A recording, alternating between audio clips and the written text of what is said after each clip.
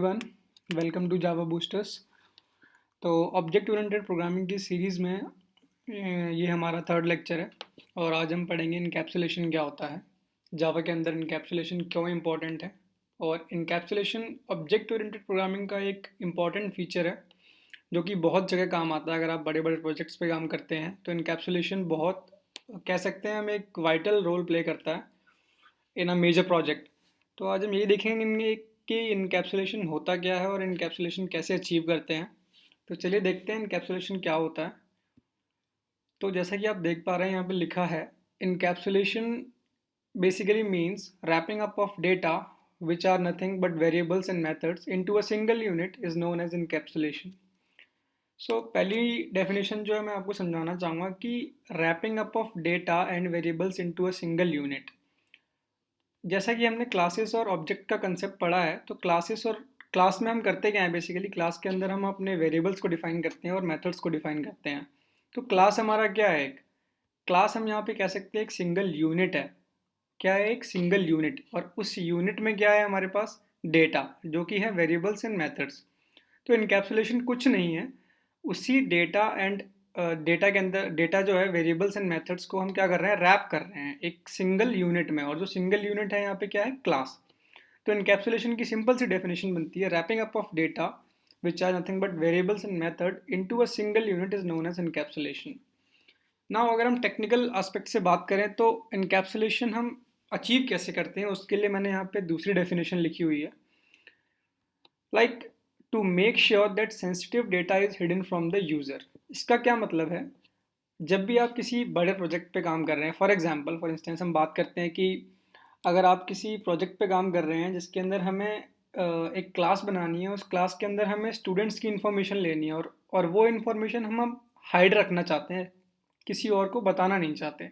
तो क्या करेंगे, हम स्टूडेंट्स के जो फीचर्स हैं, एट्रीब्यूट्स हैं, उनको हम प्राइवेट डिक्लेयर कर देंगे ताकि वो बाहर क्लास के एक्सेसिबल ना हो पाएँ। और उन प्राइवेट वेरिएबल्स को एक्सेस करने के लिए हम क्या बनाएंगे, पब्लिक मेथड्स, जो कि मैंने यहाँ पे सिंपल, बहुत ही सिंपल लैंग्वेज में लिखा हुआ है। To achieve encapsulation we must declare our variables as private and for accessing these private variables we can use public methods. Basically फंडा क्या है इनकैप्सुलेशन का, कि हमने यहाँ पे इनकैप्सुलेशन के अंदर हमने क्या करना है कि प्राइवेट वेरिएबल्स डिक्लेयर करने हैं और उनके लिए हमने पब्लिक मेथड्स बनाने हैं। And the third thing is कि हम इनकैप्सुलेशन में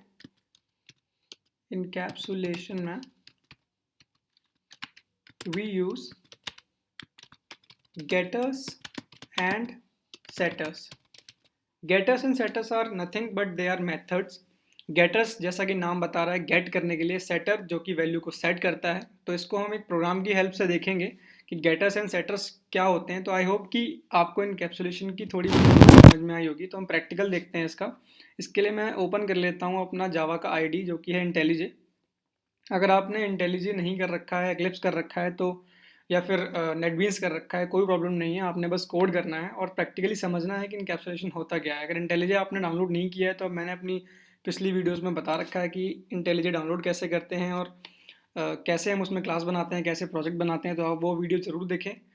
तो आइए यहाँ पे हम समझते हैं कि इनकैप्सुलेशन अचीव कैसे करते हैं। तो यहाँ पे मैंने क्लास बना रखी है, एज ऑलवेज मैंने क्लास का नाम दे रखा है मैक।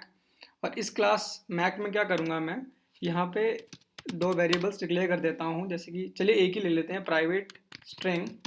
स्ट्रिंग का एस कैपिटल रहेगा क्योंकि ये क्लास है, याद रखिएगा, प्री डिफाइंड क्लास है स्ट्रिंग। तो यहाँ पे मैं ले लेता हूँ name, right.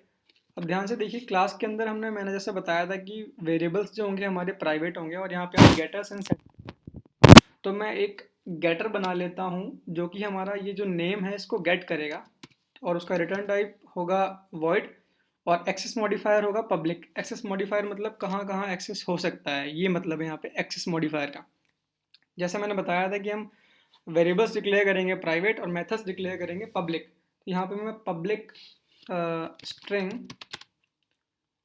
Gate name method बना दिया मैंने यहाँ पे, और यहाँ पे मैं लिख रहा हूँ रिटर्न नेम सिंपली। यहाँ पे मुझे रिटर्न स्टेटमेंट क्यों लगानी पड़ रही है, बिकॉज मैंने यहाँ पे जो रिटर्न टाइप लिया है अपने फंक्शन का वो है स्ट्रिंग, तो मुझे कोई ना कोई स्ट्रिंग रिटर्न करानी पड़ेगी, और वो स्ट्रिंग जो हमने यहाँ पे ऊपर ली है वो ये है, राइट।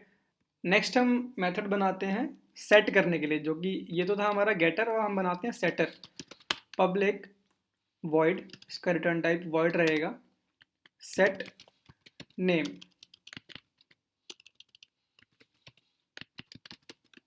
राइट। इसके अंदर हम आर्गुमेंट पास कर देते हैं स्ट्रिंग नेम, राइट गाइस। अब यहाँ पे मैं एक कीवर्ड के बारे में बताना चाहूँगा, दिस कीवर्ड।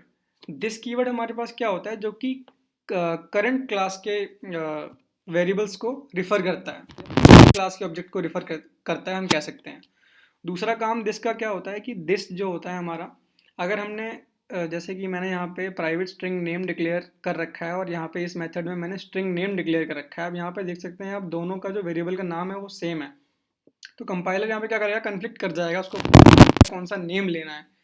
तो with the help of this method हम ये बताते हैं कि ये दिस मेथड जो है ये हमारा है किसका, जो हमने ऊपर डिक्लेयर किया है यहाँ पे प्राइवेट स्ट्रिंग नेम में, जो कि हम असाइन करने वाले हैं इस मेथड का जो नेम है उसमें, राइट गाइस। सिंपली हमने यहाँ पे दिस कीवर्ड को यूज़ करा है, ये जो नेम है इस नेम के साथ, और इस नेम को इसमें इस नेम को एक्सेस करने के लिए दिस मेथड को हमने यूज़ किया है, दिस कीवर्ड को यूज़ किया है, ताकि कंपाइलर हमारा जो है कन्फ्लिक्ट ना करे इन दोनों के बीच में, राइट। अब हमने यहाँ पे पब्लिक गेट नेम गेटर और पब्लिक सेट नेम सेटर दोनों बना लिए हैं। अब मेन मोटिव हमारा क्या है कि हमने यहाँ पे स्ट्रिंग ली थी, स्ट्रिंग नेम लिया था जो कि हमारा प्राइवेट था, और उस स्ट्रिंग को जो कि नेम है उसको हम पब्लिक मेथड्स के साथ गेट कर रहे हैं और फिर सेट कर रहे हैं।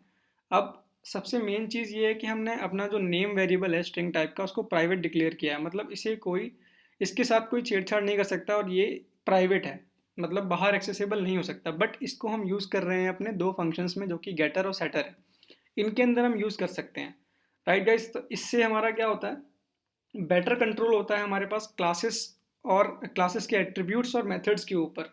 सबसे जो मेन एडवांटेज हम इनकैप्सुलेशन का बोलते हैं कि हमारे पास ज़्यादा अच्छा कंट्रोल मिलता है हमारे पास वेरिएबल्स और मेथड्स का इनकैप्सुलेशन जब हम यूज़ करते हैं, राइट। तो अब हम बनाते हैं मैक क्लास का object equals to new Mac O B J dot, हम कॉल कराएंगे सबसे पहले गेट नेम मेथड को, या फिर हम पहले सेट कराना है हमें, तो सेट नेम हम मेथड यहाँ पे सेट करेंगे, स्ट्रिंग में हम दे देते हैं ABC, राइट। उसके बाद हम करते हैं ओबीजे डॉट गेट नेम। अब ये क्या करेगा, सबसे पहले सेट नेम नाम के मेथड को कॉल करेगा, और ABC जो हमने यहाँ पे आर्गुमेंट पास किए हैं इनको पास करके यहाँ पे सेट कर देगा कि ये जो नेम में ABC सेट हो गया है। ऊपर जाएगा तो स्ट्रिंग गेट नेम जो है, नेम के अंदर हमारे पास ABC गया हुआ है, और इस नेम को ये जो public string gate name method है ये रिटर्न करेगा। तो चलिए इसे रन करा के देखते हैं क्या आउटपुट आता है। मैक क्लास को मैं यहाँ पे क्लिक करूँगा और रन मैक डॉट मेन कर देंगे, तो वेट करते हैं आउटपुट का। देखिए यहाँ पे कोई आउटपुट नहीं दिया है, बिकॉज हमने सिर्फ सिंपली यहाँ पे मेथड्स को कॉल कराया है, प्रिंट नहीं कराया है। तो आपने क्या करना है, यहाँ पे प्रिंट कराना है। सेट नेम को तो नहीं प्रिंट कराएंगे, गेट नेम को प्रिंट कराएंगे, right. System dot out dot print L N की लिखने के लिए मैंने शॉर्ट ट्रिक आपको पहले भी बताई थी, इस वीडियो में बता रहा हूँ। SOUT लिखना है आपने और टैब दबाना है, तो system dot out dot print L N अपने आप लिख लेगा। इस मेथड को आपने प्रिंट कराना है, दोबारा से रन कराते हैं और आउटपुट देखते हैं, ABC आएगा इसका आउटपुट, राइट।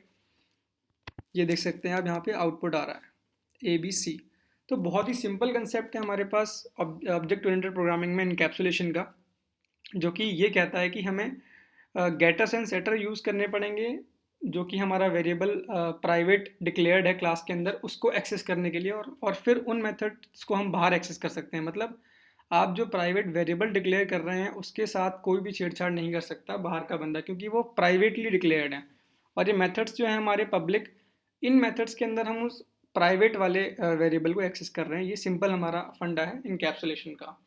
तो इनकैप्सुलेशन एडवांटेज क्या प्रोवाइड करता है हमारा इनकैप्सुलेशन के थ्रू, जैसा कि मैंने आपको बताया कि एक तो better control of class and better control of class and class attributes and methods, and next is data security की बात करें अगर हम, तो यहाँ पे देख सकते हैं कि मैंने नेम वेरिएबल को जो है प्राइवेट डिक्लेयर किया है, तो यहाँ पे सिक्योरिटी भी प्रोवाइड करता है आपको इनकैप्सुलेशन।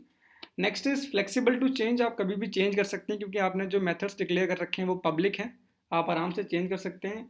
और सबसे मेन पॉइंट जो है कि रीड ओनली ऑपरेशन यहाँ पे अलाउड होता है इनकैप्सुलेशन में। जो हमने प्राइवेट वेरिएबल्स डिक्लेयर कर रखे हैं तो हम रीड ही कर सकते हैं, अगर प्राइवेटली डिक्लेयर्ड है तो उसे हम चेंज नहीं कर सकते। बहुत सिंपल सा कंसेप्ट है। तो अगर आपको ये कंसेप्ट समझ में आया है तो प्लीज़ इस वीडियो को लाइक करें, शेयर करें और सब्सक्राइब करना ना भूलें। Thank you.